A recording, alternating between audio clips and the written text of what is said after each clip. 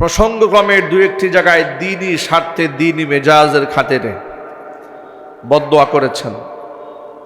ব্যক্তি স্বার্থ চরিতার্থ করার জন্য কিংবা নিজের রাগ এবং ক্ষোভ মেটাবার জন্য তিনি কারো কাছ থেকে প্রতিশোধ গ্রহণ করেন। দ্বীনি মেজাজে কখনো বদদোয়া করেছেন। সাহাবায়ে কেরামের একটি অংশের লোকদেরকে অমুসলিমরা অঙ্গ প্রত্যঙ্গ কেটে দিয়েছিল। নবী করিম সাল্লাল্লাহু আলাইহি ওয়াসাল্লাম তাদের জন্য বদদোয়া করেছিলেন। সাহাবায়ে কেরাম রাদিয়াল্লাহু তাআলা আনহুম আজমাইন কোনো ক্ষেত্রে বদদোয়া করেছেন। আবার এমন কিছু পাপিষ্ঠ ব্যক্তি আছে, সতর্কতার সর্বোচ্চ সীমাকে বোঝাবার জন্য নবী করিম সাল্লাল্লাহু আলাইহি ওয়াসাল্লাম তাদেরকেও লানত দিয়েছেন। উদাহরণস্বরূপ বলা যায়, সুদী কারবারের ব্যাপারে কথা বলতে গিয়ে নবী করিম সাল্লাল্লাহু আলাইহি ওয়াসাল্লাম কি কঠোর শব্দ উচ্চারণ করেছেন। আল্লাহর হাবিব বলেন, মা আয়েশা রাদিয়াল্লাহু তাআলা আনহা থেকে বর্ণিত হাদিস, মা আয়েশা বলেন, লাআনা রাসূলুল্লাহি সাল্লাল্লাহু আলাইহি ওয়াসাল্লাম, নবী করিম সাল্লাল্লাহু আলাইহি ওয়াসাল্লাম 4 শ্রেণীর মানুষের উপর লানত দিয়েছেন। কয় শ্রেণী? 4 শ্রেণীর মানুষের উপর নবী করিম সাল্লাল্লাহু আলাইহি ওয়াসাল্লাম লানত পেশ করেছেন। এক হচ্ছে আকিলার রিবা, যে ব্যক্তি সুদ খায়, ওয়ামুকিলাহু, যেই ব্যক্তি সুদ দেয়, ওয়াকাতিবাহু, যেই ব্যক্তি সুদ লেখে, ওয়াশাহিদাহু, যেই ব্যক্তি সুদের সাক্ষী দেয়। এই 4 শ্রেণীর মানুষের উপরে নবী করিম সাল্লাল্লাহু আলাইহি ওয়াসাল্লাম লানত পেশ করেছেন। আল্লাহ পাক যেন এই সুদী কারবারির মতো ভয়াবহ গুনাহ থেকে আমাদের ঈমান আমলকে হেফাজত করেন। গেল একাংশ। এর দ্বারা প্রমাণিত হয় নবী করিম সাল্লাল্লাহু আলাইহি ওয়াসাল্লাম কোনো ক্ষেত্রে মানুষকে বদদোয়া করেছেন। রমজান মাস আসার পরেও যে ব্যক্তি নিজেকে মাফ করাতে পারেনি, শুধরাতে পারেনি, সেই ব্যক্তি ধ্বংস হয়ে যায়। আল্লাহর হাবিব সাল্লাল্লাহু আলাইহি ওয়াসাল্লাম মিম্বারে ওঠার সময় বলতেছিলেন, আমিন আমিন আমিন। সাহাবায়ে কেরাম বললেন, হে আল্লাহর রাসূল, আপনি কোন সূত্রে আমিন বললেন? তিনি বলেন, জিবরাইল আমিন বললেন, যে ব্যক্তি রমজান মাস পাওয়ার পরে গুনাহ মাফ করাতে পারে নাই, সে ধ্বংস হোক। আমি বলেছি আমিন। ভাবা যায়, সেই রমজান আমাদের কাছ থেকে গুজরায় যাচ্ছে। জানি না আমরা কে কতটুকু নিজের গুনার জন্য অনুতপ্ত হতে পেরেছি, কতটুকু ক্ষমা প্রার্থনা করতে পেরেছি। আমরা তো গতানুগতিকভাবে রমজানকে শেষ করে দিচ্ছি। রমজান যেমন সিয়াম সাধনার মাস, রমজান যেমন আত্মশুদ্ধির মাস, রমজান তেমন দান, সাদাকা এবং যাকাত আদায়ের জন্য মানুষ এটাকে অত্যন্ত গুরুত্ব সহকারে এই মাসকে গ্রহণ করেছে। যদিও যাকাত আদায়ের সাথে রমজানের কোনো সম্পর্ক নেই। যাকাত আদায়ের সম্পর্ক হচ্ছে আপনি যখন থেকে নেশাব পরিমাণ সম্পদের মালিক হবেন। এটা আপনার রমজান কেন্দ্রিক কোনো কথা নাই। যেমন আপনি সম্পদের মালিক হয়েছেন মুহররম মাসে, নেশাবের মালিক হয়েছেন। আপনি দরিদ্র ছিলেন, মুহররম থেকে আপনার বছর শুরু হয়ে গেল। আপনি যাকাতের নেশাব, আপনি রূপার নেশাব ধরেন কিংবা স্বর্ণের নেশাব ধরেন।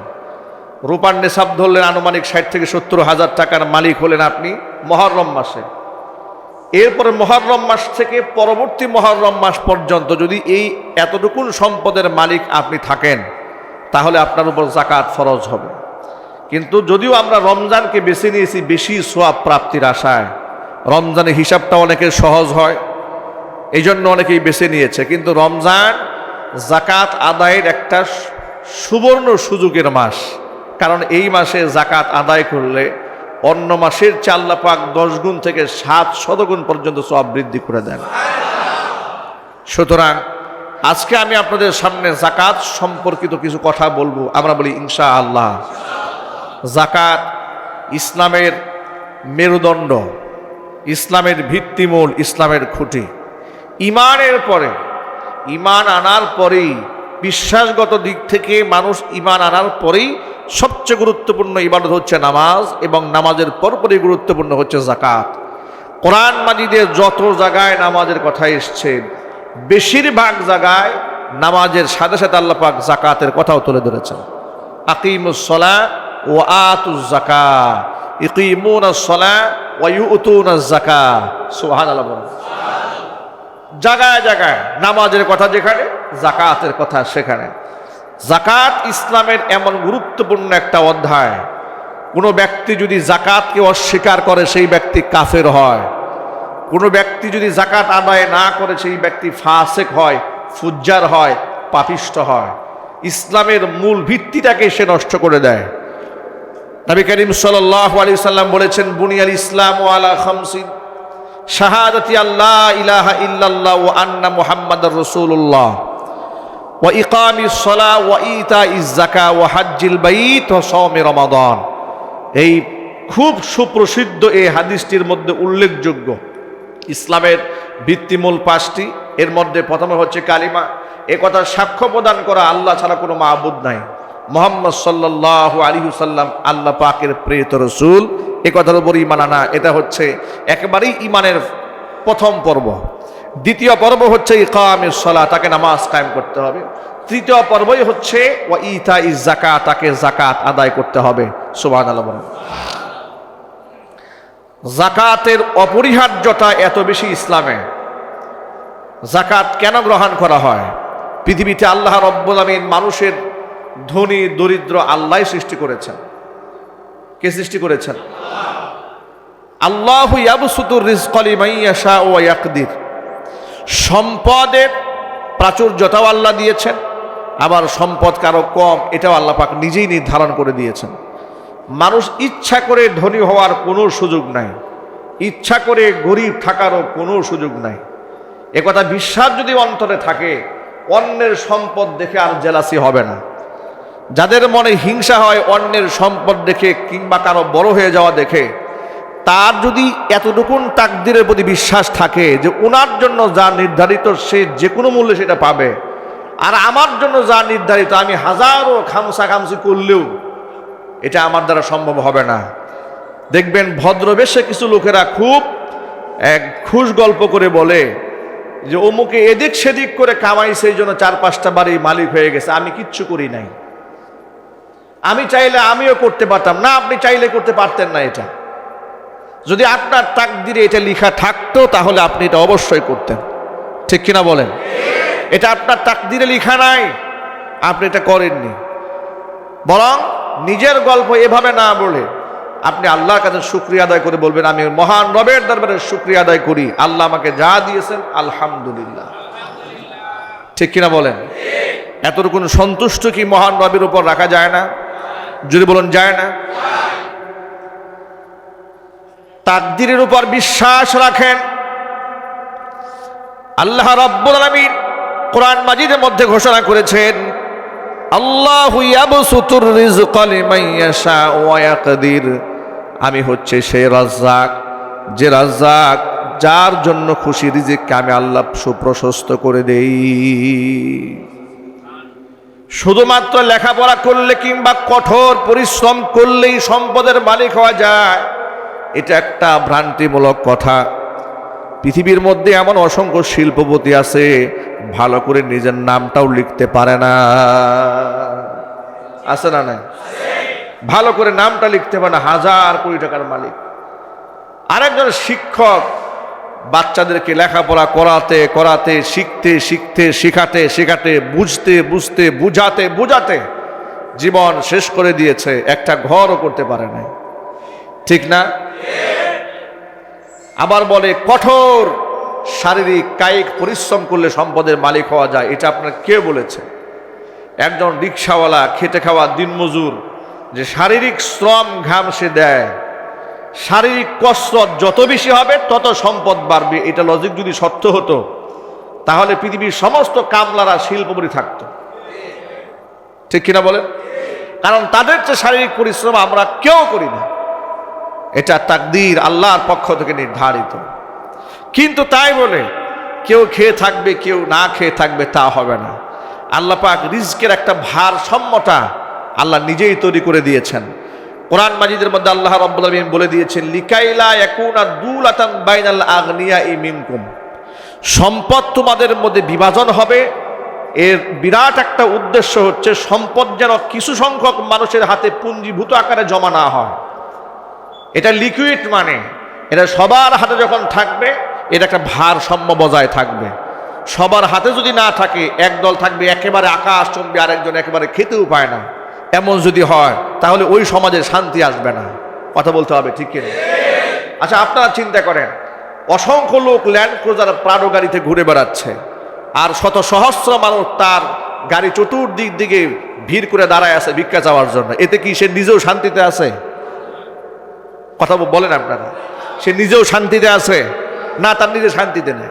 এরপরে আপনি দেখেন, আমি খুব খেয়ে পরে বিশাল অট্টালিকার মালিক, আমার আত্মীয় স্বজন সব না খেয়ে আছে, এতেও কি আমি সুখী? এতেও আমি সুখী নই, মানসিকভাবে আমি সুখী নই। কিংবা আমি এক বিরাট অট্টালিকা করেছি, আমার ডানে বামে সামনে পিছনে লোকেরা একেবারে ছাপড়া ঘরের মধ্যে, ভাঙা ঘরের মধ্যে থাকতেছে, একেবারে ঋণগ্রস্ত, একেবারে জীর্ণ শীর্ণ। এতে কি ঘর থেকে বের হয়ে দৃশ্য দেখার পরে আমার মনটা তৃপ্ত হবে? তৃপ্ত হবে না। যাকাতের ব্যবস্থাপনা আল্লাহ পাক এই জন্য করে দিয়েছেন, অর্থনৈতিক ভারসাম্য এটাকে ঠিক রাখার জন্য। আবার সব মানুষ যদি সমান্তরালে বড়লোক হয় তাহলে অসুবিধা আছে না? না, আরো জোরে বলেন। এটা কাল্পনিক গল্প, আমি এর আগেও অনেকের সাথে উদাহরণ দিয়ে বলেছি। কাল্পনিক গল্প শুধু বোঝাবার জন্য। যারা সময় বলেন যে আমি কেন অমুকের মতো বড়লোক হলাম না, সব মানুষ কেন ধনী হয় না, সব মানুষ ধনী হলে যে কত বড় সমস্যা, একটু উদাহরণ দিয়ে বলি। কাল্পনিক গল্প, শিক্ষণীয়। এক দেশের বাদশাহ চিন্তা ভাবনা করলো, আমার দেশের অঢেল সম্পদ, সোনার খনি, তেলের খনি, পেট্রোলের খনি, কয়লার খনি, গ্যাসের খনি সব আছে, হীরার খনি সব আছে, তা আমি কেন আমার দেশের মধ্যে বৈষম্য রাখবো? আমি সব বৈষম্য মিটাই ফেলবো। তিনি কি করলেন? তিনি দেশের যত প্রকার কর্মচারী কর্মকর্তা আছেন, যত জনগণ আছেন, প্রত্যেকের নাম লিস্ট করে তাদের প্রত্যেককে অ্যাকাউন্টের মধ্যে 50 কোটি করে টাকা জমা দিয়ে দিলেন। দেখছেন, আপনারা সুবহানাল্লাহ বলে ফেলেছেন বোঝাবার জন্য। 50 কোটি টাকা মুদি দোকানের মালিকের ক্যাশে ঢুকে গেছে। যে ব্যক্তি আলুর চাষ করত, পেঁয়াজের চাষ করত, তার অ্যাকাউন্টে 50 কোটি টাকা জমা হয়ে গেছে। যেই ব্যক্তি রিক্সা চালায়, ভ্যান চালায়, ওর অ্যাকাউন্টে 50 কোটি টাকা জমা হয়েছে। যেই ব্যক্তি ব্যবসা করতে রমজান মাসে সারাদিন রোজা রেখে কাপড়ের ব্যবসা করে, কাস্টমারের সাথে কথা বলতে বলতে দম শকায় ফেলতেছে, তার অ্যাকাউন্টে 50 কোটি টাকা জমা হয়েছে। এখন সকলেই চিন্তা ভাবনা করে দেখে, যে ব্যক্তি ভ্যান চালায়, আমার অ্যাকাউন্টে 50 কোটি টাকা, কোন দুঃখে আমি ভ্যান চালাবো? ওই ভ্যান চালানো বাদ দিয়ে ঘরে বসে গেছে। রিক্সাওয়ালা সে একই অবস্থা, খেত খামারে যে কাজ করে, কৃষক, শ্রমিক, দিন মজুর, ধানের চাষ করতো, আলুর চাষ করতো, গমের চাষ করতো, সে চিন্তা করলো আমার অ্যাকাউন্টে 50 কোটি টাকা, কোন দুঃখে আমি রৌদ্রপুরে আমার চেহারাকে নষ্ট করব? উনি ঘরে বসে গেছে। এরপরে ব্যাংক কর্মকর্তা, তাদের অ্যাকাউন্টে 50 কোটি টাকা এক একটা জমা হয়েছে। কর্মকর্তা চিন্তা করলেন ব্যাংকের চাকরি বাদ, উনি ক্লোজ করে দিলেন তার প্রতিষ্ঠান। এরপরে গাড়ির ড্রাইভার চিন্তা করলো আমার অ্যাকাউন্টে 50 কোটি টাকা, আর আমি চালাবো অন্যের গাড়ি, তা হবে না, উনি গাড়ি চালানো বাদ দিয়ে দিলেন। এবার মুসিওয়ালা, রিক্সাওয়ালা, কুলি মজুর, ঠেলাওয়ালা, ভ্যানওয়ালা, যেখানে যা আছে সব শ্রেণীর কর্মকর্তারা তাদের কাজ বন্ধ করে দিয়েছে। কারণ হচ্ছে সবার অ্যাকাউন্টে 50 কোটি টাকা জমা হয়ে গেছে। কিছুদিন পরে এমন অবস্থা দাঁড়ালো, সবাই বড় লোক, সব ধনী, কিন্তু সব না খেয়ে আছে। কারণ খেতে তো ফসল নাই, বাজারে দোকানদারে সব দোকান ক্লোজ হয়ে গেছে, লেনদেন করে যাবেন, কোথাও লেনদেনের সুযোগ নাই। এখন আপনারাই চিন্তা করেন, সব মানুষ যদি সমান্তরালে এই অবস্থায় দাঁড়ায়, তখন অবস্থা কত বেগতিক হয়ে যাবে। পৃথিবী চলবে না অচল হয়ে যাবে? অচল হয়ে যাবে। এরপরে মানুষেরা হাতে হাত রাখলো, পায়ে পা ধরলো, যে ভাই রাষ্ট্রের কাছে বলো যে আমরা টাকা চাই না, আমরা যে অবস্থায় যা করছিলাম এর মধ্যে সুখ আছিল, পেটে খাবার ছিল, কিন্তু এখন তো পেটে খাবারও নাই, দুঃখ কষ্টের কোনো সীমা নাই, কাজ করার লোক নাই, সবাই বড় লোক হয়ে গেছে। আল্লাহ পাকের সৃষ্টির মধ্যে যে কোনো ভুল নাই। আল্লাহ পাক কাউকে রাজা, কাউকে প্রজা, কাউকে আমির, কাউকে ফকির, কাউকে কৃষক, কাউকে শ্রমিক, কাউকে শিক্ষক, কাউকে ছাত্র, কাউকে ধনী, কাউকে গরিব, এই বৈষম্য আল্লাহ পাক পৃথিবীতে সৃষ্টি করেছেন পৃথিবীর চালিকা শক্তি ঠিক রাখার জন্য। জোরে বলেন সুবহানাল্লাহ। কারণ এটা দুনিয়ার নিজাম। তবে যেহেতু এটা পরীক্ষাগার, পৃথিবী একেবারে সীমিত সময়ের, এর মধ্যে আমাদের এখান থেকে বিদায় হয়ে যেতে হবে। আমাদের কারো কোনো পরিশ্রম হবে না, কায়িক, শারীরিক, মানসিক কোনো শ্রম ঘাম দেওয়া লাগবে না। যদি এই পরীক্ষা উত্তীর্ণ হয়ে যেতে পারি, এমন একটা জায়গা আছে যে জায়গার মধ্যে কারো কোনো কাজ করে খাওয়ার প্রয়োজন হবে না। অঢেল সম্পদ আর নিয়ামত দিয়ে আল্লাহ পাক সেই জায়গাটা ভরপুর করে দিয়েছেন, তার নাম জান্নাত। যেখানে কোনো কৃষকের শ্রম দেওয়া লাগবে না, কাউকে ড্রাইভার হতে হবে না, সেখানে কোনো পরিশ্রম করে ভাতা গ্রহণ করতে হবে না। কারণ দুনিয়া হচ্ছে পরিশ্রমের জায়গা, পরকাল হচ্ছে বিনিময় প্রাপ্তির জায়গা, পুরস্কারের জায়গা। আল্লাহ পাক সেদিন বান্দাকে এমন পুরস্কার দেবেন, ওয়ালাকুম ফিহা মা তাশতাহি আনফুসুকুম ওয়ালাকুম ফিহা মা তাদউন। তোমার মনের মধ্যে যা চাবে তুমি চোখের সামনে তা পেয়ে যাবে। এমনকি তুমি মনে মনে আল্লাহর কাছে যদি কিছু তামান্না করো, সাথে সাথে ওই জিনিসটা চলে আসবে। আল্লাহ নবী সাল্লাল্লাহু আলাইহি সাল্লাম কোরআনে কারীমের আয়াতের ব্যাখ্যা করে বলেছেন, জান্নাতের মধ্যে জান্নাতবাসী বসে থাকবে, আর এত সুন্দর উড়ন্ত পাখি আকাশ দিয়ে উড়ে যায়, বান্দার শুধু মনে চাবে যে পাখির গোশত যদি খেতে পারতাম। এতটুকু মনের মধ্যে ইচ্ছা জাগা মাত্র পাখিটা ভুনা গোশত হয়ে আল্লাহ পাক তার চোখের সামনে তুলে ধরবে। বান্দা সেখান থেকে খাবার গ্রহণ করবে, খাবার খেয়ে হাড় গুড়গুলো জমা করে রাখবে, আবার চোখের সামনে হাড় গুড়গুলা একত্রিত হয়ে জীবন্ত পাখি হয়ে তার চোখের সামনে উড়ে যাবে। এই জায়গার নাম কি? যদি বলেন এই জায়গার নাম, এই জায়গার নাম হচ্ছে জান্নাত। ওই জান্নাত প্রাপ্তির আশায় আমাদের কাজ করতে হবে। আল্লাহ রাব্বুল আলামিন বলেছেন, সাবিকু ইলা মাগফিরাতিম মির রাব্বিকুম ওয়া জান্নাতিন আরদুহাস সামাওয়াতু ওয়াল আরদ, যে তোমরা আমার জান্নাত এবং আমার মাগফিরাতের দিকে প্রতিযোগিতামূলকভাবে ধাবিত হও। সুবহানাল্লাহ বলেন। সাহাবায়ে কিরাম ধাবিত হয়েছেন প্রতিযোগিতামূলকভাবে জান্নাতের দিকে, আর আমরা ধাবিত হচ্ছি প্রতিযোগিতামূলক জাহান্নামের দিকে। ঠিক কিনা বলে? সাহাবায়ে কিরাম রাদিয়াল্লাহু তাআলা আনহুম জিহাদের ময়দানে শামিল হয়ে যাওয়ার পরে হযরত উমাইর রাদিয়াল্লাহু তাআলা আনহু আল্লাহ রাসূল সাল্লাল্লাহু আলাইহি ওয়াসাল্লামকে বললেন, ইয়া রাসূলুল্লাহ, ইয়া হাবিবাল্লাহ, আমি যদি এই জিহাদে শামিল হয়ে যাই, আমি যদি জিহাদে শামিল হই আর যদি আমি শহীদ হয়ে যাই, তাহলে কি আমি জান্নাতে যেতে পারবো? তিনি বললেন, অবশ্যই তুমি জান্নাতে যেতে পারবে। তিনি বললেন, আমার হাতের মধ্যে যে খেজুরগুলো আছে এগুলা খাইতে তো দেরি হয়ে যাবে, আমার হাতের ডালাতে কিছু খেজুর আছে। তিনি খেজুর খাচ্ছিলেন। এই খেজুর খাবো, এটা শেষ হবে, জিহাদে যাব, এরপরে আমি শহীদ হব, এরপরে জান্নাতে যাব। তো জান্নাতে যাওয়ার মাঝখানে এত দেরি, এটা আমার সহ্য হচ্ছে না। এই কথা বলে হাতের ডালার খেজুরগুলো ঢিল দিলে ছুঁড়ে মারলেন, ছুঁড়ে মেরে দৌড় দিলেন জিহাদের ময়দানে। তিনি শামিল হলেন, শাহাদাত বরণ করলেন। আল্লাহ পাক বলেন, আল্লাহর বান্দার আল্লাহর জান্নাতে পৌঁছে গেছে। সাহাবায়ে কিরাম আল্লাহ রাসূলের কথাকে এভাবে বিশ্বাস করতেন, আর আমরা সব অনেক কথা বানিয়ে ফেলেছি। মনে করি হুজুরের কথা তো হুজুর বলবে, আর আমাদের দায়িত্ব হচ্ছে এক কান দিয়ে শোনা আর এক কান দিয়ে বের করে দেওয়া। আল্লাহ আমাদেরকে পরিপূর্ণ ঈমান দান করেন। কোরআন মাজিদের মধ্যে আল্লাহ রাব্বুল আলামিন যত জায়গায় নামাজের কথা, বেশিরভাগ জায়গায় যাকাতের কথা উল্লেখ করেছেন, আবার যাকাতের বিস্তর উল্লেখ করে দিয়েছেন। আমি আপনাদের সামনে কোরআন মাজিদের সূরা তাওবার 103 নম্বর আয়াত তেলাওয়াত করেছি খুতবাতে। আল্লাহ পাক বলেন কেন যাকাত নেবেন, শোনেন।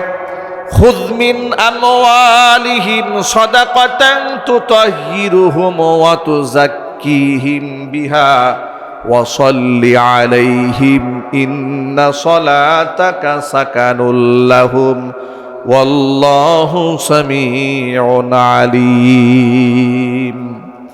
ও নবীজি, আপনি এদের সম্পদ থেকে সাদাকা গ্রহণ করেন, যাকাত গ্রহণ করুন। যাকাত দিয়ে আপনি নিজের ফায়দা করবেন না, তুতাহহিরুহুম ওয়া তুযাক্কিহিম বিহা, এটা দিয়ে আপনি এদেরকে আত্মশুদ্ধি করবেন, এদেরকে আপনি পবিত্র করে দেবেন। ওয়া সাল্লি আলাইহিম, এদের জন্য আপনি দোয়া করুন। ইন্না সলাতাকা সাকানুল লাহুম, নিশ্চয় আপনার দোয়া তাদের জন্য শান্তির কারণ হবে। আল্লাহু সামিউন আলিম, নিশ্চয় আমি আল্লাহ পাক সব শুনতে পাই, সর্বজ্ঞ প্রজ্ঞাময়। জোরে কোন সুবহানাল্লাহ। আলিম, আমি আল্লাহ সব জানি। সামিউন, আমি আল্লাহ সব শুনতে পাই। প্রিয় ভাইরা, যাকাত আদায় করলে নিজের মাল পবিত্র হয়, আত্মশুদ্ধি হয়। যাকাত শব্দের অর্থই হচ্ছে পবিত্রতা। যাকাতের মানে কি? পবিত্রতা। আমি যাকাত দিচ্ছি, আমার সম্পদের নাপাকগুলো পাক হয়ে যাচ্ছে। যাকাত কার কাছ থেকে নেওয়া হবে? তুখাযু মিন আগনিয়াহিম ওয়া তুরাদ্দু আলা ফুকারাইহিম, ধনীদের কাছ থেকে যাকাত নেওয়া হবে, দরিদ্রদের মাঝে তা বন্টন করা হবে। এই দায়িত্ব ছিল রাষ্ট্রের। এই দায়িত্ব কি কার ছিল? এই দায়িত্ব ছিল রাষ্ট্রের।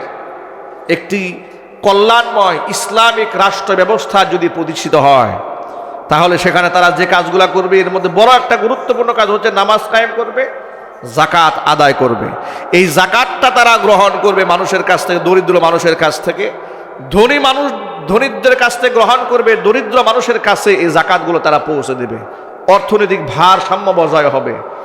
আপনি শুনে অবাক হবেন, বাংলাদেশে এটা, আমরা তো মোটামুটি মধ্যম আয়ের দেশ, এটা এই দেশে ধনীদের সম্পদ থেকে যে পরিমাণ যাকাত আসে, ওই যাকাত যদি মাত্র 2 বছর বাংলাদেশে বন্টন করা হয়, বাংলাদেশে ভিক্ষা করার মতো একটা ফকির রাস্তাঘাটে খুঁজে পাওয়া যাবে।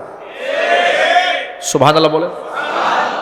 শুধু ভিক্ষা করার মতো ফকির না, যাকাত দেওয়ার মতো লোক 3 বছরের মাথায় খুঁজেই পাওয়া যাবে না। শুধু যাকাতে যদি সুষ্ঠু বন্টন হয়, যেটা ওমর ইবনুল আব্দুল আজিজ রাহমাতুল্লাহি আলাইহির জামানায় হয়েছিল, যাকাতের টাকা লোকেরা বস্তায় ভরে ভরে ঘুরে বেড়াতো, কে যাকাত নেবে, কে যাকাত নেবে, যাকাত দেওয়ার লোক খুঁজে পায় না। কিতাবের মধ্যে এসছে, এক ব্যক্তি অনেক দিন ঘুরেছে, প্রায় 3 দিন পর্যন্ত ঘুরেছে, যাকাত দেবে। যাকাতের জন্য এলান করা হতো, দফ বাজানো হতো, এখানে যাকাত দেওয়া হচ্ছে, কেউ আসেন কিনা যাকাত নিয়ে যান। এখানে দফ বাজানো হচ্ছে, আসেন কিনা এলান করা হতো। কারণ যাকাত তো ফরজ। যাকাত কি? ফরজ। এখন যার সম্পদ, তার তো মাথা নষ্ট হয়ে গেছে, যাকাত আমি যদি না দেই, কোরআনের যে পরিমাণ ভয়ঙ্কর কথা আসছে, আমাকে তো জাহান্নাম থেকে বাঁচতে হবে, বাঁচতে হবে না? আল্লাহ রাব্বুল আমিন বলেন, অনবীজি, যারা সম্পদ শুধু জমা করে কিন্তু আমি আল্লাহর রাস্তায় যারা খরচ করে না, যাকাত দেয় না, এদেরকে আপনি জানাই দেন পরকালে এদের কত ভয়াবহ পরিণত হবে। আল্লাহ রাব্বুল আমিন বলেছেন, ইয়া ওয়াল্লাযীনা ইয়াকনিজুনা আয-যাহাবা ওয়াল ফিদ্দা ওয়ালা ইউনফিকুনাহা ফী সাবিলিল্লাহি ফাবাশশিরহুম বিআযাবিন আলীম। যারা শুধু সোনা রূপা জমা করে কিন্তু আমি আল্লাহর রাস্তায় খরচ করে না, ওই সমস্ত ব্যক্তিদেরকে আপনি সুসংবাদ দিয়ে দেন, ফাবাশশিরহুম বিআযাবিন আলীম, এদেরকে আপনি কঠিন যন্ত্রণাদায়ক শাস্তির সুসংবাদ দেন।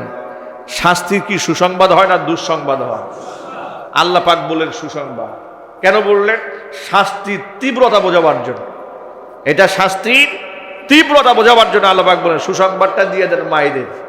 এভাবে কথাটা এসছে, ইয়াউমা ইউহমা আলাইহা ফি নারি জাহান্নাম, যেদিন তাদের সোনা রূপাগুলা তাপ দেওয়া হবে জাহান্নামের আগুনে, তাপ দিয়া গলিয়ে সেই সমস্ত সম্পদগুলা, ফাতুকুয়া বিহা জিবাহুহুম ওয়া জুনুবুহুম ওয়া যুহুরুহুম, তাদের গালে, তাদের কপালে, তাদের পার্শ্বদেশে এগুলা দিয়ে সেকা দেওয়া হবে। জোরে কর নাউযুবিল্লাহ। বলা হবে হাযা মা কানাজতুম, এটাই হচ্ছে তোমাদের সেই সম্পদ যা তোমরা জমা করেছিলে নিজেদের জন্য। Bank balance, fixed deposit, DPS যা জমা করেছিলে এগুলো হচ্ছে তোমাদের সেই জমা করা সম্পদ। ফাযুকু মা কুনতুম তাকনিজুন, জমা করা সম্পদের স্বাদ আস্বাদন গ্রহণ করো। কোরআন মাজিদে আল্লাহ রাব্বুল আমিন অন্য একটা আয়াতের মধ্যে বলেছেন, পৃথিবীর বখিলেরা সম্পদ জমা করে আর মনে করে এটা তাদের জন্য কল্যাণ বয়ে আনে। আল্লাহ পাক বলেন মোটেও না। কোরআনের ভাষায় শোনাচ্ছে, আল্লাহ পাক বলেন, ওয়ালা ইয়াহসাবান্নাল্লাযীনা ইয়াবখালুনা বিমা আতাহুমুল্লাহু মিন ফাদলিহি হুয়া খায়রাল লাহুম বাল হুয়া শাররুল লাহুম سيطبقون ما بخلوا به يوم القيامة ولله ميراث السماوات والأرض والله بما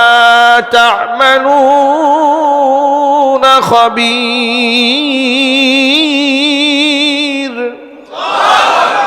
আল্লাহ পাক বলেন, ওয়ালা ইয়াহসাবান্নাল্লাযীনা ইয়াবখালুনা বিমা আতাহুমুল্লাহু মিন ফাদলিহি হুয়া খায়রাল লাহুম, আমি আমার বান্দাদেরকে যে রিজিক দান করেছি ওই রিজিক নিয়ে যারা কৃপণতা করে, কৃপণ মানুষগুলা যেন কল্পনাও এটা চিন্তা না করে যে এটা তাদের জন্য কল্যাণ বয়ে আনবে। পৃথিবীর সমস্ত কৃপণ মানুষগুলার সম্পদ জমা করে চিন্তা করে এটা ভবিষ্যতে কাজে লাগবে, ভবিষ্যতে কাজে লাগবে, ইন ফিউচার তার কাজে লাগবে। ভবিষ্যৎ করতে করতে এক পাক কবরে চলে গেছে, এখনো পর্যন্ত ভবিষ্যৎ গড়াই হয় নাই। কথা বলে না, কবরে চলে গেছে, হাহুতাশ করতেছে, পা চলে গেছে, একদম দুপা চলে গেছে, এরপরও সম্পদের লিফটা কমে না। আল্লাহ পাক বলে সে মনে করেছে হুয়া খাইরুল লাহুম, এটা তার জন্য কল্যাণ করা হবে, মোটেও কল্যাণ করা হবে না। বাল হুয়া শাররুল লাহুম, এটা তার জন্য অকল্যাণ করা হবে। অকল্যাণ হবে দুনিয়াতে, অকল্যাণ হবে আখিরাতে। সম্পদ নিয়ে যারা কৃপণতা করে, মনে রাখবেন ইমানদার ব্যক্তি কখনো বখিল হতে পারে না। সুবহানাল্লাহ পড়েন। প্রকৃত ইমানদার কখনো কি হয় না? বখিল হয় না, কৃপণ হয় না, ব্যক্তি উদার হয়, ওয়াসিউল কালব হয়, তার হৃদয়টা অনেক প্রশস্ত হয়, মনটা অনেক বড় থাকে। যে ব্যক্তি প্রকৃত ইমানদার, দানশীল ব্যক্তি দানের যে মজা পায়, কৃপণ ব্যক্তির সম্পদ জমা করে কোনোদিন সে মজা পায় না। কৃপণ লোকেরা দেখেন সম্পদ জমা করে এমনভাবে জমা করে, ব্যাংক ব্যালেন্স আছে, নিজে একটা ভালো জুতাও কিনে না। কথা বলেন না, আপনি দেখে মনে করবেন এই মনে হয় বুট বাজারে মনে ভিক্ষা করে খায়। দেখবেন সম্পদের কোনো অভাব নাই, না সে দানও করবে না, দানও করবে না, নিজেও খাবে না, স্ত্রী সন্তানকে খেতেও দেবে না। আমার এক খুব নিকটতম ভক্ত, অনেক মহব্বত করে আমাকে, গাজীপুরেই বাড়ি, আমাকে একদিন ফোন দিয়ে বলে হুজুর আমি আমার বাবার একমাত্র ছেলে, আমার বাবার ব্যাপক সহায় সম্পদ, অনেকগুলা বাড়ি আছে, সেখান থেকে মোটা অঙ্কের ভাড়াও তিনি পান, আমারই মুসল্লি, আমার মুসল্লি।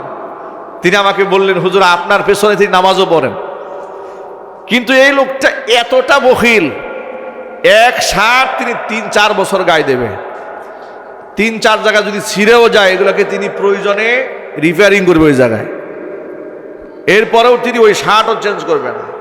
আমি যদি ব্যবসা বাণিজ্যের জন্য কিছু হেল্প চাই, সহযোগিতা চাই, সে বলে বাবা এটা আমার অনেক কষ্টে করা সম্পদ, আমি কিছু দিতে পারবো না তোরে, আমি মরে যাওয়ার পরে তুই সব সম্পদের মালিক হবি, জিন্দা অবস্থায় তোকে আমার কিচ্ছু দেওয়া সম্ভব নয়। মানে উনি জীবিত অবস্থায় সন্তানকে কিছু হেল্প করবে, কিছু তাকে প্রতিষ্ঠিত করার জন্য চেষ্টা করবে, এটা তার কলিজায় মানায় না। আল্লাহর বান্দা দুনিয়া থেকে চলে গেছেন, আল্লাহ পাক তাকে মাফ করে যখন জান্নাত দান করেন, এখন সব সম্পদের মালিক ছেলে হয়েছে, কিন্তু ছেলের মনে একটা বিরাট কষ্ট যে আমি বাবা বেঁচে থাকা অবস্থায় সম্পদের মালিক হতে পারি নাই, আমি আবার বাবার খেদমত করতে পারি না। এটা আমার চোখের সামনে দেখা, আমি সব ইতিহাসগুলো দেখেছি চোখের সামনে। এমন এমন অনেক লোক আছে যারা কৃপণ মানুষ, তারা নিজেরাও খায় না, তারা আর সন্তানদেরকে খেতে দেয় না, এমনকি স্ত্রী সন্তানদেরকে খুব কষ্টে রাখে। এর মানে অর্থ এই নয় যে তিনি দরিদ্র, তিনি দেখবেন তার টাকা পয়সার অভাব নয়, হয়তো ব্যাংকে টাকা আছে, না হয় তিনি একের পর একটা বাড়ি করতেছেন সুখ কেনার জন্য, কিন্তু ভালো একটা কাপড় কেনার যোগ্যতা নাই, আছে না নাই? আরো জোরে বলুন। তবে এই ক্ষেত্রে আরেকটা কথা মনে রাখতে হবে, আল্লাহ পাকের বান্দা যারা, ইবাদুর রহমান যারা, যারা আল্লাহর পথে খরচ করে কিংবা নিজের জন্যও খরচ করে, সাহাবা ইকরাম নবী করিম সাল্লাল্লাহু আলাইহি ওয়াসাল্লামকে প্রশ্ন করলেন, হে আল্লাহ রাসূল সবচেয়ে উত্তম খরচ কোনটা? নবী করিম সাল্লাল্লাহু আলাইহি ওয়াসাল্লামের কাছে প্রশ্ন করা হলো যে মানুষ যে খরচ করে এই উত্তম খরচ কোনটা? হুজুর বললেন যে আল নাফাকাতু আল ইনফাকু ফি আহলিক, তোমার পরিবার পরিজনের পেছনে যে অর্থ ব্যয় করো সেটা হচ্ছে আল্লাহর পথে সমস্ত খরচের মধ্যে শ্রেষ্ঠ খরচ। পরিবারের পেছনে ব্যয় করা এটা আল্লাহর পথে দান করার সমতুল্য হয়ে যায়। জোরে করেন সুবহানাল্লাহ। কারণ এই পরিবারের আমানত আমাদের উপর কে দান করেছেন? জোরে বলুন, কে দান করেছেন? আল্লাহ পাক দান করেছেন। আমাদের জন্য যেটা করণীয় সেটা হচ্ছে ওয়াল্লাযীনা ইযা আনফাকু, ইমানদার বান্দা, মাহবুব বান্দা আল্লাহ পাকের যখন খরচ করবে, লাম ইউসরিফু ওয়া লাম ইয়াকতুরু, সেখানে সীমা লঙ্ঘন করে অপচয় করবে না, আবার একেবারে সম্পদকে আটকায়ও রাখবে না। ওয়া কানা বাইনা যালিকা কাওয়ামা, সেই মধ্যম পন্থা অবলম্বন করবে। সুবহানাল্লাহ বলেন। অপচয় এক জিনিস, কৃপণতা আরেক জিনিস। দেখবেন সব কৃপণরা এই যুক্তি দেয় যে না অপচয় জায়েজ নাই ইসলামে, কি বলে? ইসলামে অপচয় জায়েজ নাই, ইসলামে অপচয় জায়েজ নাই। ইসলাম আপনাকে বলে নাই সম্পদ জমা করে আপনি, আর ওরা যাকাতও দেয় না, দানও করবে না। যদি একটা মাদ্রাসার এতিম ছেলেরা তার বাড়িতে যায় একটা চিঠি নিয়ে, যেহেতু রাষ্ট্র যাকাত গ্রহণ করছে না, এই যে এতিমখানা আছে, অসংখ্য দরিদ্র মানুষও লেখাপড়া করে, এখানে আপনার কাছে একটা চিঠি দেওয়া হলো। উনি চিঠি পড়ার পরে বলবেন ঠিক আছে আপনি আগামী শুক্রবার আমার সাথে দেখা করে নিছে। শুক্রবার গেছে, দারোয়ান বলে স্যার তো বাড়ি নাই। এরপরে শনিবার আসেন, শনিবারে গেছে, দারোয়ান বলে স্যার এখন ঘুমাচ্ছে, স্যারকে এখন ডাক দেওয়া যাবে না। বাস্তবতা আছে না? এরপরে স্যারকে বহুত কষ্ট করে হুজুরও পাইছে, স্যার এখন যাকাত দেবে। এবার স্যারের মুখোমুখি হয়েছে হুজুর, মুখোমুখি হওয়ার পরে হুজুরকে বলতে, হুজুর এই যে মাদ্রাসাগুলো চালান এগুলো করে লাভ কি, কোনো ফায়দা আছে এগুলা করে? এই সমস্ত আপনার রাস্তাঘাটে আপনার ভিক্ষা করে বেড়ান ইত্যাদি করেন, হাজারো কথা শোনাই দিছে। শোনায় দেওয়ার পরে 200 টাকা ধরাই দিচ্ছে, আচ্ছা ঠিক আছে নিয়ে যান। হুজুর চিন্তা করলো যে এর পিছনে আমার পরিশ্রম গেছে 1200 টাকা, এর 200 টাকা দান করেছে, আমাকে 6000 টাকা নসিহত শোনাইছে। এই বাস্তবতা সমাজে নাই। আল্লাহ আমাদের হেফাজত করুন, হুজুর বলেন আমিন। এই ভদ্রলোক মসজিদের দান বাক্স সামনে আসলে পকেটে টাকা খুঁজেই পায় না, আর পকেটে টাকা যখন খুঁজে বের করে তখন দেখে যে সবচেয়ে সেরা টাকা কোনটা, এটা আল্লাহর রাস্তায় দান করি, ঠিক না? এরপরে ভালো জিনিস দিতে মনে চায় না। বুটবাজার কেন্দ্রীয় জামে মসজিদে জুমার খুতবা দেওয়ার সময় আমাদের মোতাউল্লি সাহেব হাজী গিয়াসউদ্দিন সাহেব মারা গেছেন, আল্লাহ পাক তাকে জান্নাত দান করুন। অনেক দিন আমাকে বলেছে হুজুর মসজিদে একদিন সিরা টাকা দিলে কি হয় একটু ওয়াজ করেন। আমি বললাম মোতাউল্লি সাহেব এটা কেমন সাবজেক্ট হলো? হুজুর আর পারি না, এমন এমন টাকা দান বাক্সে দেয়, এগুলো ফকিরেও নেয় না, দোকানদারেও নেয় না, ব্যাংকেও নিতে চায় না, তো এই টাকাটা সে দেয় কেন? এই ব্যাপারটা আপনি একটু ক্লিয়ার করবেন যে কোরআন হাদিসে আছে কি আর লোকেরা করে কি। তখন আমি মানুষকে বোঝাবার জন্য বলেছি, দেখুন এই সমস্ত লোক যারা সবচেয়ে নিকৃষ্ট টাকাটা দান করে, এদের মন মানসিকতা হচ্ছে এরকম ওই ব্যক্তির মতো, এক ব্যক্তি নাকি খুব কৃপণ, তো তার কাছ থেকে কেউ কিছু খেতে পারে না, একেবারে সে সবার কাছ থেকে খায়। দেখবেন বন্ধু মহলে কিছু লোক এমন থাকে, 10 জনে মিলে খাবার খেয়েছেন, বিলটা যেন দিতে না হয় উনি সবার আগে বের হয়ে গেছে, আছে না? আবার বন্ধু মহলে এমন কিছু লোক থাকে নিজে বিলটা দেওয়ার জন্য অপেক্ষায় থাকে, এমন ভালো মানুষও আছে। ত্যাগ কৃপণ মানুষ একেবারে হার কিপটা, কাউকে কিছু খাওয়াচ্ছে না। সকালবেলা শীতের সকালে রুটি নিয়ে দোকান থেকে 2টা রুটি নিয়ে বসে নাস্তা খেতে, শীতের সকাল, কাক উড়ে এসে ছু মেরে রুটিটা হাত থেকে নিয়ে গেছে। এখন এই বেচারা মনে মনে চিন্তা করো, 7 সকালে কাকের এত বড় সাহস, আমার কাছ থেকে রুটি নিল, রুটি নেওয়ার কি লুক খুঁজে পায় নাই, কাককে আমার চিনল না, যাবি কে? এরপরে সে কাকের পিছনে ছুটছে, কাকের কাছ থেকে রুটি উদ্ধার করেই ছাড়বে। এই বেচারা কাকের পিছনে যখন ছুটছে, কাকে ঢিল মারতেছে। এখন কাকও চিন্তা ভাবনা করলো, জীবনে কত মানুষের রুটি খাইছে, এমন বেকায়দা লোক তো দেখে নেই কখনো। এবার কাক ডাল ছেড়ে দিয়া উড়া শুরু করছে, এই বেচারা পিছনে পিছনে দৌড়াচ্ছে, কাকের কাছ থেকে রুটি নিয়েই ছাড়বে। কাল্পনিক গল্প, শিক্ষণীয়। এরপরে সে পেছনে ছুটতে ছুটতে ছুটতে সাথে খাল পার চলে গেছে। খালের পরে কাক পিছনে তাকায় দেখে এই বেচারা এখনো দৌড়ায়। কাক সিদ্ধান্ত নিল এই পার আর থাকা যাবে না, একদম খাল পার হয়ে উপরে চলে গেছে। এবার বেচারা খালের পারে দাঁড়ায় বলে, এটা আমি আল্লাহ রাস্তায় সদকা করে দিল। দানের কোয়ালিটিটা কি? সদকাটা করেছে, সর্বশেষ চেষ্টা করে যখন ধরতে পারে নাই, বলে এটা আমি আল্লাহর কাছে দান করে দিলাম। কিছু কিছু দানবীর দানশীলদের অবস্থা এই হয়েছে যে এই টাকা তো রিক্সাওয়ালা নেয় না, এই টাকা ব্যাংকে নেয় না, এই টাকা খরচ করা যায় না, আল্লাহর রাস্তায় দান করে দিলাম, আল্লাহ তুমি চালাই নিও। আছে না নিজুরে বলে? হাদিস শরীফ থেকে শোনাচ্ছি আপনাদেরকে, আল্লাহ রাব্বুল আলামিন বলছেন, কোরআন মাজিদের মধ্যে আল্লাহ বলেছেন, লান তানালুল বিররা হাত্তা তুনফিকু মিম্মা তুহিব্বুন। তোমরা যা পছন্দ করো, নিজেদের জন্য যা ভালোবাসো, আমি আল্লাহর রাস্তায় সেটা যতক্ষণ পর্যন্ত খরচ না করবে ততক্ষণ পর্যন্ত তোমরা কল্যাণ হাসিল করতে পারবে না। এই আয়াত যখন নাজিল হলো, নবী করিম সাল্লাল্লাহু আলাইহি সাল্লামের সাহাবী আবু তালহা রাদিয়াল্লাহু তাআলা আনহু মদিনাতুল মুনাওয়ারায় সবচেয়ে বড় খেজুরের বাগানটা তার ছিল। তিনি দৌড়ে আসলেন, ইয়া রাসূলুল্লাহ, ইয়া হাবিবাল্লাহ, আল্লাহ কোরআনে বলেছেন আল্লাহ রাস্তায় সবচেয়ে প্রিয় বস্তু দান না করলে কল্যাণ হাসিল হবে না। যেহেতু আমার মদিনাতুল মুনাওয়ারায় এমন খেজুর বাগান আছে সারা বছর ফল আসে, আমি এই বাগানটারে বড় ভালোবাসি। আমার তো মনে হয় এই বাগান আল্লাহ রাস্তায় দান না করলে আমি কল্যাণ হাসিল করতে পারবো না। আমি আল্লাহর সন্তুষ্টি কল্পে আমার ওই শ্রেষ্ঠ ফলের বাগানটা আল্লাহ রাস্তায় দান করে দিলাম। আপনি আপনার গরিব সাহাবীদেরকে ডেকে ডেকে এটাকে ভাগ করে দিয়ে দেন। জোরে কোন আল্লাহু আকবার।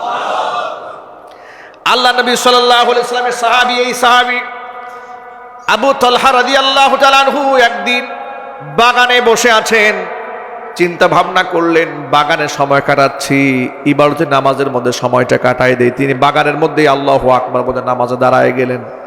এটা তো আমাদের জন্য বিরাট পরম সৌভাগ্যের ব্যাপার, পাওয়া যেখানে খুশি সেখানে আমরা নামাজে দাঁড়িয়ে যেতে পারি। আমাদের নবী মুহাম্মদ সাল্লাল্লাহু আলাইহি ওয়াসাল্লামের পূর্বে যত নবী দুনিয়াতে এসেছিলেন যেখানে সেখানে নামাজ আদায়ের সুযোগ ছিল না, নির্ধারিত জায়গায় গিয়ে তাদের আল্লাহকে সেজদা দেওয়ার প্রয়োজন হতো। একমাত্র আমার আপনার নবী বিশ্বনবী মুহাম্মদ রাসূলুল্লাহ সাল্লাল্লাহু আলাইহি ওয়াসাল্লাম এবং তার উম্মার জন্য আল্লাহ পাক এই সুযোগ করে দিয়েছেন। হুজুর বলেন জুইলাত লানাল আরদু কুল্লুহা মাসাজিদা, গোটা পৃথিবীর সমস্ত জমিনটাকে আল্লাহ পাক আমাদের জন্য সেজদার জায়গা বানিয়ে দিয়েছেন। সুতরাং ইদা হাদরাত আহাদাকুমুস সালাহ ফালিয়ুসাল্লি, তোমাদের যে কারো যেখানে নামাজের ওয়াক্ত হয়ে যাবে সে যেন সেখানেই নামাজ পড়ে নাই। আবু তালহা রাদিয়াল্লাহু তাআলা আনহু বাগানের মধ্যে নামাজে দাঁড়ায় আছেন। সুবহানাল্লাহ পড়েন। কিছু কিছু দৃশ্য দেখলে এত ভালো লাগে। কদিন আগে অনলাইনে দেখেছি আমেরিকার অলিতে গলিতে রমজান মাসে মুসল্লিদের নামাজের দৃশ্য, হাজার হাজার মুসল্লি রাস্তায় নামাজে দাঁড়ায় গেছে। আল্লাহু আকবার বলে। আমেরিকার মতো রাষ্ট্র, সেখানে অসংখ্য মুসলমানের রাস্তা বন্ধ করে অজস্র মুসলমানেরা ফ্রান্সে, ব্রিটেনে, কানাডায়, ইংল্যান্ডের অবস্থা তো আরো মানে এত সুন্দর হয়েছে। ইংল্যান্ডে আমার কিছু মুহিব্বিন আছে, এদের সাথে মাঝে কথোপকথন হয়। একদিন আমাকে দুঃখ করে বলে, হুজুর আপনি বাংলাদেশে আপনার প্রপার্টি যা আছে বিক্রি করে ইউরোপ আমেরিকায় চলে আসেন। আমাকে বলতেছে। আমি বললাম ভাই নিজের দেশ ছেড়ে আমি বিদেশ যাবো কোন দুঃখে? তিনি বলেন হুজুর কেন যে বললাম, আপনার কি বাংলাদেশের জীবনের নিরাপত্তা আছে? আমাকে বললেন নিরাপত্তা আছে। আমি বললাম আসলে তো নাই। তিনি বললেন যে এই সমস্ত অমুসলিম দেশে আমাদের জীবনের নিরাপত্তা আছে। আমাদের চোখে চোখ রাঙায় একটা কথা বলবে আর সে চলে যাবে, পার পায়া যাবে, এমন কোন সুযোগ, এমন সিস্টেম ইউরোপ আমেরিকায় নাই। আল্লাহু আকবার। তিনি আমাকে বলেন দেখেন না বাংলাদেশে সব বড় লোকরা খালি ইউরোপ আমেরিকায় বাড়ি খুঁজে কেন, ওখানে সিটিজেনশিপ খুঁজে কেন, এমপি মন্ত্রীরা খালি বিদেশে সিটিজেনশিপ পাওয়ার জন্য পাগল কেন, আমেরিকার ভিসা লাগায় রাখে কেন, পাগল কেন? ওরা জানে প্রয়োজনে এই দেশটা ধ্বংস হয়ে যাক, অসুবিধা নাই, আমাকে তো বাড়ি একটা আছে। কথা বলতে হবে, ঠিক কিনা বলেন?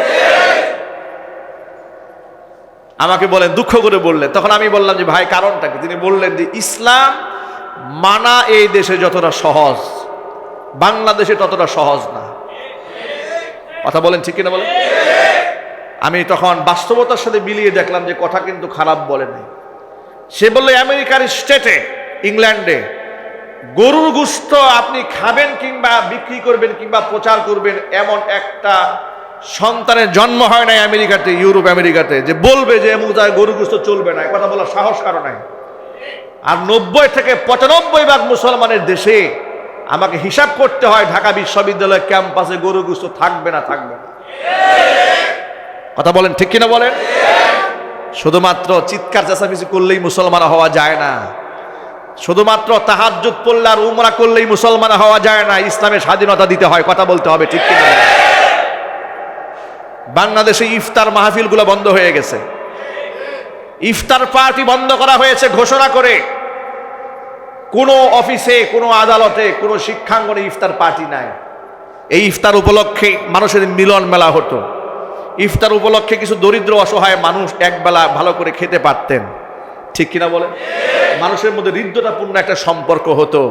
বলে অর্থনৈতিক সাশ্রয় করার জন্য মানুষের কল্যাণে কাজ করেন, ইফতার মাহফিল বন্ধ করে দেন। কেন মানুষের কল্যাণে ইফতার মাহফিল বন্ধ করতে হবে? কেন জয় বাংলা কনসার্ট বন্ধ করা যায় না? একটা জয় বাংলা কনসার্টে যে পরিমাণ অর্থ রাষ্ট্রের ব্যয় হয়েছে, যে পরিমাণ টাকা ব্যয় হয়েছে, সারা বছরও যদি ইফতার পার্টি দেওয়া হয় এত টাকা খরচ হবে না। ইফতার পার্টিতে এত অ্যালার্জি কেন? শুধু কি তাই? ঢাকা বিশ্ববিদ্যালয় ক্যাম্পাসে গরুর গোশত চলবে না, ইফতার পার্টি করা যাবে না, কোরআনে কারিমের তাফসীর নিয়ে আলোচনা করা যাবে না, রমজানের তাৎপর্য নিয়ে কোনো অনুষ্ঠান করা যাবে না, যেখানে প্রকাশ্য দিবালোকে বেহায়াপনা হচ্ছে, গাজার আড্ডা হচ্ছে, মদের আসর জমছে, প্রকাশ্যে যুবক যুবতীরা ফ্রি মিক্সিং করছে, হাজার অন্যায় করছে, কনসার্ট করছে, গান বাজনা করছে, অসুবিধা নেই। শুধুমাত্র কোরআনে কারিমের তাৎপর্য নিয়ে আলোচনা করা নিষেধ। এটা মুসলমানদের দেশের আমাদের বলতেও লজ্জা হয়। আমাদের বোঝা উচিত, বইয়ের পাতার মধ্যে মূর্তির ছবি থাকে, ক্যাম্পাসের মধ্যে ইসলাম মানা যায় না, হিজাব পরলে অসুবিধা হয়, মাথায় টুপি দিলে অসুবিধা হয়, রোজাদারকে রক্তাক্ত করা হয় পিটিয়ে, ইফতার প্রোগ্রাম করলে হামলা করা হয়। এই হচ্ছে বাংলাদেশের মুসলিমদের দেশের অবস্থা। আর অপরদিকে ইহুদি খ্রিস্টানদের দেশে রাস্তা অবরোধ করে মুসলমানরা নামাজ পড়ছে, একটা পুলিশ টু শব্দ করছে না, বরং নিজে দাঁড়িয়ে দাঁড়িয়ে পাহারাদারি করছে। আমার তো মনে হয় এই দেশের তথাকথিত নাস্তিক বেঈমানগুলা ইহুদি খ্রিস্টানের চাইতেও জঘন্য পাপিষ্ঠ। আল্লাহ পাক এই চক্রান্ত থেকে জাতিকে হেফাজত করুক। আর এই জন্য আমাদের ঐক্যবদ্ধ থাকতে হবে। ভাই ভাইয়ে দ্বন্দ্ব করা যাবে না। এখন তো ডিবেটের সময় না। আমি খুব অবাক হই, আজকে বাংলাদেশে ইফতার পার্টি বন্ধ করা হচ্ছে, বাংলাদেশে হিজাব নিষিদ্ধের পায়তারা চলছে, শিক্ষাঙ্গন থেকে ধর্ম উঠিয়ে দেওয়ার ষড়যন্ত্র চলছে। উচিত ছিল দল মত নির্বিশেষে আলেমরা এক আলেম আরেক আলেমের সাথে কাঁধে কাঁধ মিলাবে, হাতে হাত মিলাবে। উচিত ছিল বাংলাদেশের মুসলমানকে ঐক্যবদ্ধ করা। সেটা করতে না পেরে আজকে দেখবেন ফেসবুকের মধ্যে ডিবেট চলছে, এক আলেম আরেক আলেমের বিরুদ্ধে ফতোয়া দিয়ে 14 গোষ্ঠী উদ্ধার করে ফেলতেছে। এর দ্বারা মুসলমানরা বিভক্ত হচ্ছে, ইসলামের শক্তি শেষ হয়ে যাচ্ছে, আর জন্মের পিটানি মুসলমানরা সব জায়গায় খাচ্ছে, লাঞ্ছিত অপমানিত হচ্ছে। এই দেশের মুসলমানরা যদি ঐক্যবদ্ধ থাকতে পারত, তাহলে মুসলিম রোজাদারকে মেরে রক্তাক্ত করে ওই হাত তো আমরা আগুন দিয়ে পুরাই দিতাম। আমাদের ব্যর্থতা এখানে, আমরা ঐক্যবদ্ধ হতে পারি নাই। আল্লাহ পাক যেন আমাদের বুঝার তৌফিক দান করেন। নামাজের কথাই বলতে গিয়ে এতগুলো কথা বললাম। আল্লাহ পাক উম্মতে মুহাম্মাদিকে শ্রেষ্ঠত্ব দান করেছেন। জুইলাত লানাল আরদু কুল্লুহা মাসাজিদা, পৃথিবীর প্রতিটা জমিন আল্লাহ পাক আমাদের জন্য সেজদার জায়গা বানিয়ে দিয়েছেন। যেখানে নামাজের ওয়াক্ত হয়েছে তুমি সেখানে নামাজে পড়ে যাও। সুবহানাল্লাহ। ইউরোপ আমেরিকাতে মাগরিবের নামাজের সময়, ফজরের নামাজের সময় মসজিদে তো জায়গা হচ্ছে না, রাস্তাঘাটে লোকেরা ভিড় জমায়া নামাজ আদায় করছে। আল্লাহু আকবার, জোরে করে আল্লাহু আকবার। পক্ষান্তরে আমাদের পার্শ্ববর্তী দেশ ভারতে, সেখানে রাস্তাঘাটে নামাজরত মুসল্লিদেরকে পিঠে লাথি মেরেছে। দৃশ্য আপনারা দেখেন নাই? নামাজরত মুসল্লিদের রাস্তায় কেন দাঁড়িয়েছে? সেখানকার পুলিশ তাকে পিঠের মধ্যে লাথি মেরেছে। এটা নিয়ে বাংলাদেশের সুশীল সমাজের কোনো আওয়াজ নাই, ঠিক কিনা বলেন? ওদের কোনো আওয়াজ নাই, কারণ ওরা তো ওদেরই দালাল। মুসলমানরা নির্যাতিত হলে এদের মুখের মধ্যে কুলুপ এঁটে বসে থাকে। আর কোথাকার দুই একটা মন্দিরে যদি একটু হামলা কারা করেছে, এটা আরো কোনো হদিস নাই। একেবারে ধর্ম নিরপেক্ষতা কায়েম করার জন্য, মৌলবাদ দমন করার জন্য রাস্তাঘাটে একটা রাজপথে মশাল নিয়ে নেমে যায়। আর মুসলমানরা নির্যাতিত হলে কোনো আওয়াজ নাই। সুতরাং এরা হচ্ছে বাংলাদেশের মানুষের কাছে একেবারে চিহ্নিত একটা গোষ্ঠী। এরা ইসলাম বিরোধী, এরা পর্দা বিরোধী, এরা কোরআন বিরোধী। আমি আপনাদেরকে ছোট্ট একটা কথা বলি, ওরা তো গরুর গোশত দেখলে অ্যালার্জি সৃষ্টি হয়। যারা ফেসবুক চালান, প্রতিদিন ফেসবুকে গরুর গোশত খান আর না খান, রাস্তাঘাট থেকে ছবি তুলে তুলে আপলোড দিয়ে দিবেন। কথা বলে না কেন?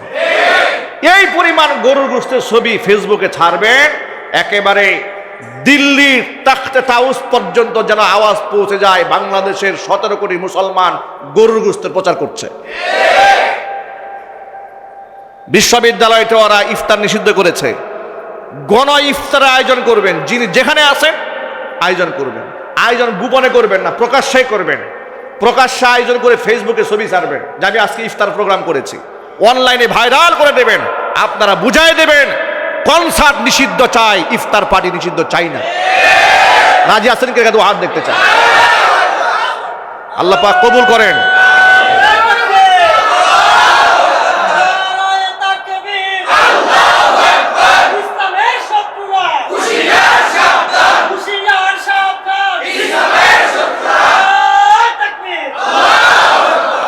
প্রতিদিন কাউকে না কাউকে খাওয়াবেন ইনশাআল্লাহ বলেন। আবার সেগুলাকে ছবি তুলবে। কেন ছবি তুলবে? বাতিলকে মোকাবেলা করার জন্য, ওদের কলিজায় আগুন লাগায় দেওয়ার জন্য। তোরা না চেয়েছিলি ইফতার মাহফিল বন্ধ করতে, আমরা রাস্তাঘাটে লোকদেরকে ইফতার খাওয়াচ্ছি, ঠিক কিনা বলে?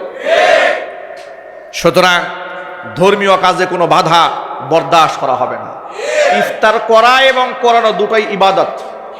ইফতার করা এবং করানো দুটোই কি? ইবাদত। সুতরাং ইবাদতে বাধা মান্য করা হবে। আল্লাহ পাক আমাদের সহি ঈমান দান করেন। প্রিয় ভাইয়েরা আমার, যে কথা বলতে চেয়েছিলাম সেটা হলো আবু তালহা রাদিয়াল্লাহু তাআলা আনহু নিজের বাগানে নামাজে দাঁড়ালেন, নফল নামাজে দাঁড়িয়েছেন। এমন সময় বাগানের মধ্যে ছোট্ট একটা পাখি ফল, বিভিন্ন ফলে গিয়া মুখ লাগাচ্ছে, উড়ে উড়ে এই ডাল থেকে সেই ডালে যাচ্ছে। পাখির যে কাজ হয়, ছোট ছোট পাখিগুলো এরকম করে না, এই ফলে একটু মুখ দেয়, এই ফলে একটু মুখ দেয়, এখানে ডালে যায়। এই দৃশ্যটা আবু তালহা নামাজরত অবস্থায় তার চোখ পড়েছে পাখির উপর। এই দৃশ্যটা এতটাই চিত্তাকর্ষক ছিল, নিজেকে বিমোহিত করার মতো ছিল, তিনি ওই দৃশ্য দেখতে দেখতে নামাজের মধ্যে রাকাত সংখ্যা ভুলে গেছেন। আমি কি 2 রাকাত পড়লাম না 3 রাকাত পড়লাম মনে নাই। এখন নামাজ শেষ করে সালাম ফিরে খুব পেরেশান হয়ে গেলেন যে আমি কি করলাম এটা। নামাজে দাঁড়িয়ে পাখির সৌন্দর্যতা দেখতে দেখতে আমি নামাজের রাকাত ভুলে গেছি, আমার রবের স্মরণ ভুলে গেছি, খুব পেরেশান হয়ে গেছে। দৌড়ে আল্লাহ রসুলের কাছে গেছে, গিয়ে বলছে আল্লাহ আল্লাহ রসুল, আমি তো নামাজে দাঁড়াই এমন একটা অবস্থা আমার হয়েছে, আমি আপনার কাছে মাসলা জানতে এসেছি, আমি রাকাত সংখ্যা ভুলে গেছি, আমার করণীয় কি? নবী করিম সাল্লাল্লাহু আলাইহি ওয়াসাল্লাম তাকে সমাধান দিয়ে দিলেন। আমি আপনাদেরকে সমাধান বলে দেই। নামাজের রাকাত সংখ্যা নিয়ে যদি সংশয় হয়, সেই ক্ষেত্রে করণীয় কি? করণীয় হচ্ছে আপনি আগে মনের সাথে বোঝা পরামর্শ করবেন ভালো করে দৃঢ়ভাবে। যদি কোনো একটা দিক আপনার মনে স্থির হয় যে আমি 2 রাকাতের জায়গায় 3 রাকাত পড়েই ফেলেছি, কনফার্ম, তাহলে আপনি এই নামাজের সাথে আরো 1 রাকাত নামাজ যুক্ত করবেন। 4 রাকাত নামাজ হবে, আপনি সালাম ফেরাবেন। কিন্তু সালাম ফেরাবার আগ মুহূর্তে আপনি এখানে সহসেদা দিয়ে দিবেন, আপনার নামাজটা আদায় হয়ে গেল। 2 রাকাত আপনার ফরজ হয়েছে, ফরজ নামাজের ক্ষেত্রে যদি হয়, আর 2 রাকাত নফল হয়ে গেছে।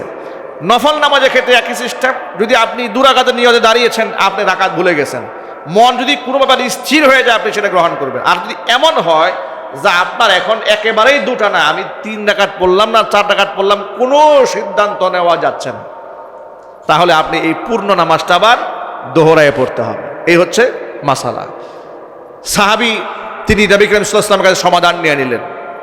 এবার তিনি বললেন, হে আল্লাহ রসুল, যেই বাগানে নামাজে দাঁড়িয়ে যেই দৃশ্য দেখতে দেখতে দুনিয়ার মোহে পড়ে আমি আমার রবের সেজদা ভুলে গেছি, রাকাত সংখ্যা ভুলে গেছি, নামাজ থেকে আমার মন অন্যদিকে ডাইভার্ট হয়ে গিয়েছে, ওই সম্পদ আমি রাখতে চাই না, পুরা বাগান সহ আমি আল্লাহর কাছে দান করে দিলাম।